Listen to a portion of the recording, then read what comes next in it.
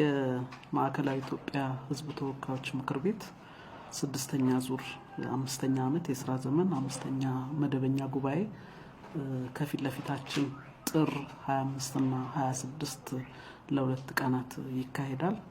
በዚህ ጉባኤ ላይ የተለያዩ አጀንዳዎች ቀርበው ጉባኤተኛው የሚወያይበት ነው የሚሆነው።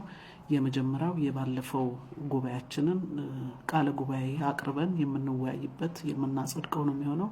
የሁለተኛው አጀንዳ የሚሆነው የ2018 የክልሉ መንግስት መስተዳደር ምክር ቤት የአስፈጻሚ የ6 ወር አፈጻጸም ሪፖርት ቀርቦ ውይይት የሚካሄድበት ነው የሚሆነው። ሶስተኛው አጀንዳችን በክልሉ የተለያዩ ልዩ አዋጆች አሉ። እነዛ አዋጆች ቀርበው ውይይት የምናደርግበት የምናጸድቅበት ሁኔታ ነው ያለው። ከዚህ ጋር ተያይዞ አጠቃላይ ከጉባኤው ጋር ተያይዞ ዝግጅታችንን ያጠናቀቅንበት ሁኔታ ነው ያለው። ስለዚህ ይሄን ዝግጅት ያጠናቀቅን ስለሆነ የማዕከላዊ ኢትዮጵያ ክልል ሕዝብ ተወካዮች ምክር ቤት አባላት ባስተላለፍነው በተለያየ መንገድ ጥሪያችንን ለማስተላለፍ ሞክረናል። ያሉ ቴክኖሎጂዎችን ተጠቅመን ሁሉም ጥሪ እንዲደርሱ አድርገናል።